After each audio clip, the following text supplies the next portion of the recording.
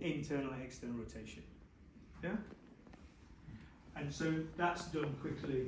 Thoracics, basically we're looking at flexion, extension, and rotation. Now the reason that some of these tests on the other tests differ is because people do them in different ways. The doctors amongst you will go into a clinic and you'll see an orthopaedic surgeon do some tests, and they'll do it a little bit different to a physio, and you might go with an osteopath, might do it a little bit different, like with a sports doctor, you do it a little bit different. The concept is the same. It's physiologically putting that limb in a position to test that functional anatomy. That's the idea. Okay, so there is some leeway. If you fail on it, for example, to rotate on a NIRS test, the NIRS test is rotated because when you rotate it, and you could argue it is a passive test. So in this example, I'm going to come back to cervical in a minute, but in answer to your question, it is a passive test. So I take that arm with internal rotation, and I am turning the humeral head, so the greater tuberosity is opposing the acromion. Of course, there's a gap there, and there's a tendon there, and there's a bursa there, supraspinatus. So if I get someone, and I sometimes do it actively, you're correct in saying the test is passive. So in this example, if I took it up, I said lift your arm there, and they go it's sore, then what I would do, because obviously I'm looking at them moving in this position, and then I take it and I passively take it up. Does that make sense? If you wanted to do it completely passively, that's absolutely fine. Okay, but if you went lift it up, that's really sore, you would go, let me take that and take it up. Okay, but if you Google exactly what it says on physio tutors or something like that, they say the test was first described being completely passive. You will not lose any marks for asking them to lift their arm and go, it's painful, right, I'm going to take you passively, or I'm going to do this passive all the way up. Does that make sense? You have loads of leeway because there is loads of discrepancy in how people do stuff, but the end point is what we're looking for, when we do it. Cool, so you could argue here that the myotones are part of a special test. So we know in the cervical spine we have pretty much one special test. That's a Sperling's test. But the special tests on the cervical spine and the lumbar spine are pretty much to do with the myotones, the dermatomes, and the reflexes. And you could argue that palpation is quite difficult. So you lose all these special tests. We seem to have a lot of special tests in other joints. You lose those special tests, but what you gain, or what you have to do, is myotones, dermatomes, reflexes, and palpation. So you still have as much work to do, although you've only got one so-called special test. Now, with respect to the dermatomes, and this is where we always have a bit of a difference with some of the med students, because they get shown different elements of it. Is that pretty much what everybody's been taught? Is everybody happy with that dermatomal picture there? So when we're looking at dermatomes, can I borrow you a second? Okay, to come and see. You sit there.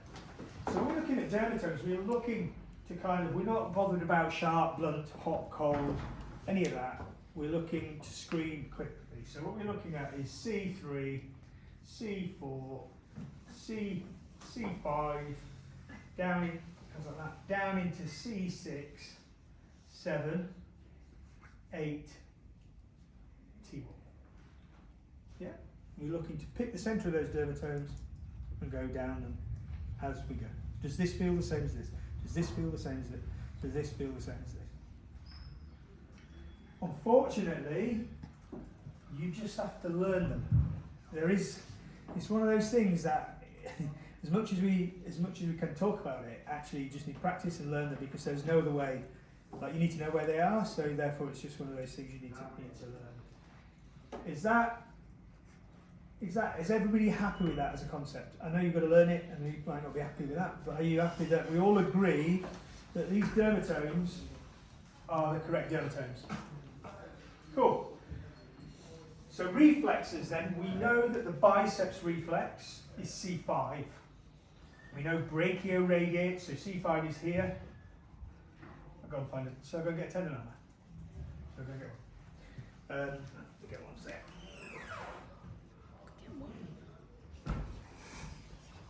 So we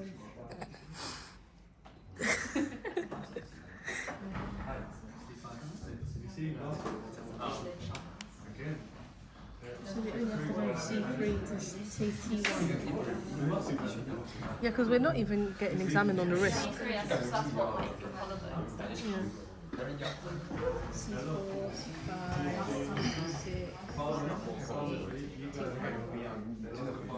See that picture? It says T2. He didn't do T2. So it's just C3 to T1. Okay.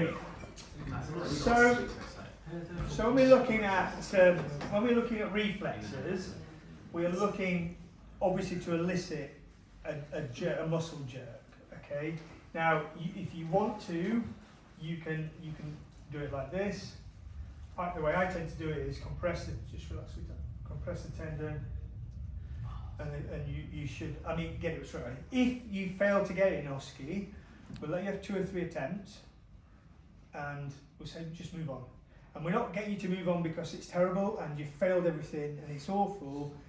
It's really difficult to sometimes get a reflex in somebody, and we don't want you to spend hours doing it.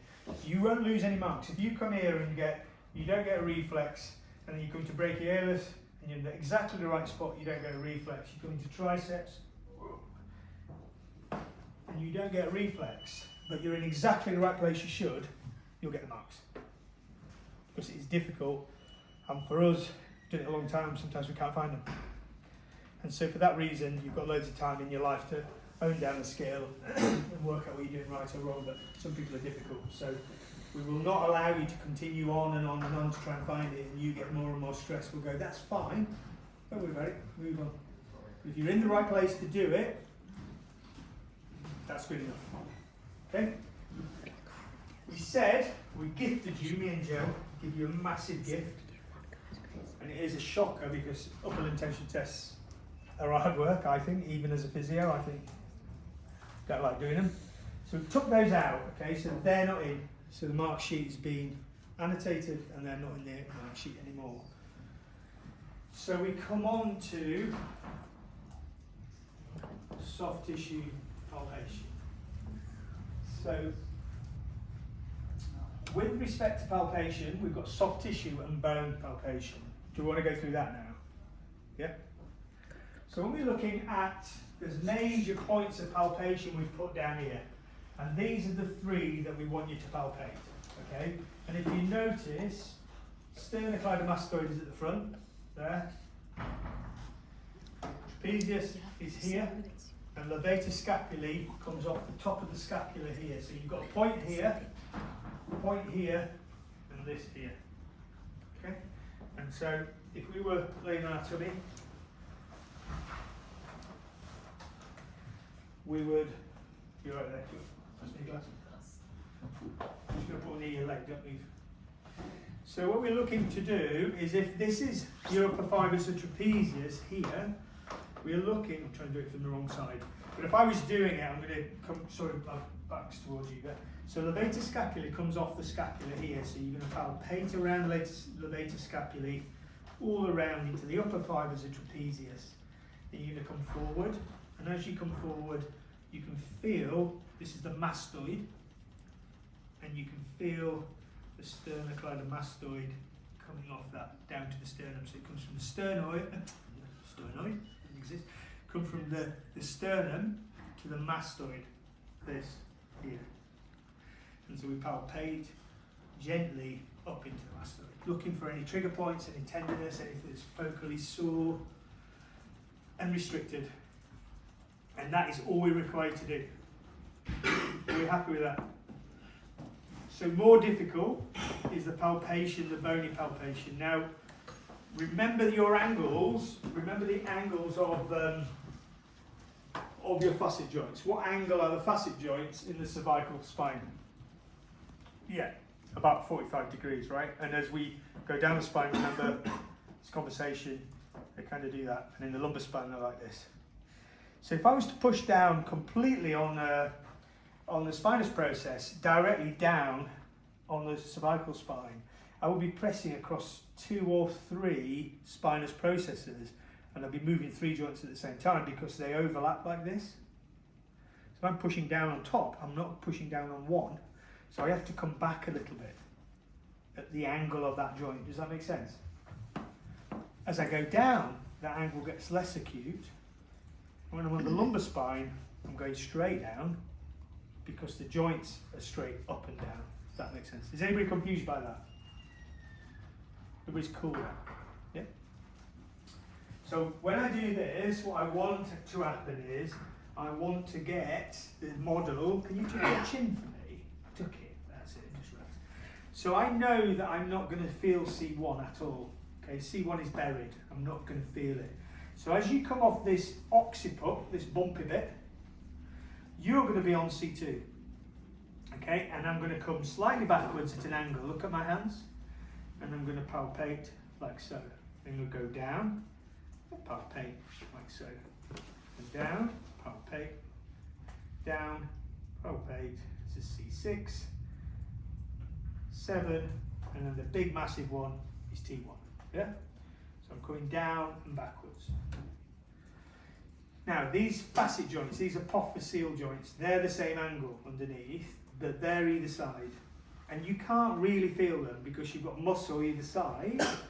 You can't really feel them. So what you're going to have to do is come central, go out, come central, go out, come central, go out, come central, go out. Okay, so it's here to the side, same. Here to the side, down to the side, centre to the side, down to the side, centre, making sure you're going backwards all the time. Just saying to us, I'm on C, I've come off the occiput, I'm on to C2, I'm going to palpate the joint, the spinous process at the angle the joint's at, which is about 45 degrees, and so therefore I'm going to angle it backwards, so I slide the joint in the line of the joint angle. I'm going to start with the spinous process all the way down to C7.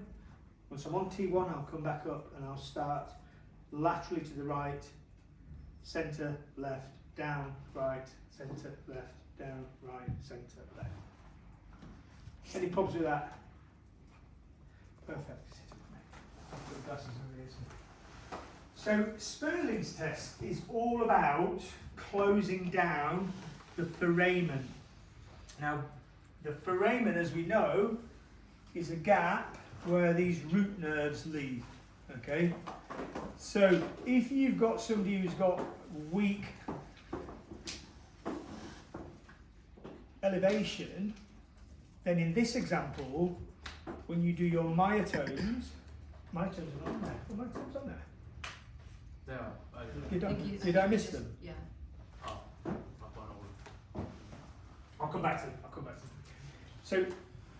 So we know from a combination of things like reflexes, myotomes and dermatomes, we know what we're trying to do is to look at any weakness, any change in sensation, any change in reflexes, indicating to us that there might be a root nerve problem, a compression of a root nerve, an irritation of a root nerve that leaves at a certain level, trying to equate that.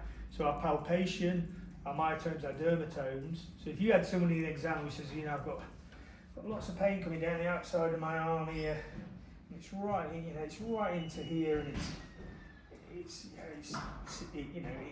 coming down my arm, and then we get you to do a certain myotome, and it corresponds to the same myotome.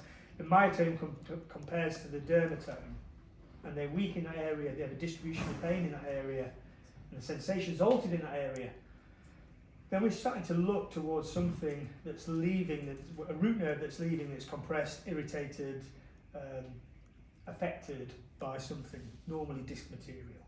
So if it was a neck like that, it would be pretty bad, or there would be 4 or 5 big indicators that you would find during that examination. We'd tell you that was going on during that examination that would lead you to that. Does that make sense? Yeah? Any questions about that?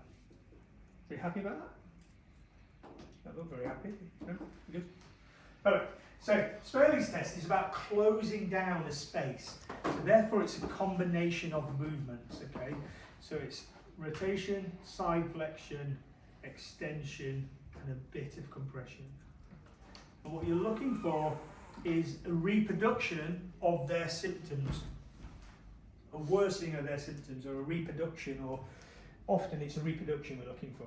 So we can reproduce something that, you know, diagnosis is always great when you've got reproduction of something, because you're reproducing their symptoms by doing something. Therefore, you know you're in the right area. You know, you're kind of breaking down different variables and excluding and including different things. Okay. Where was those myotomes? Were they above that?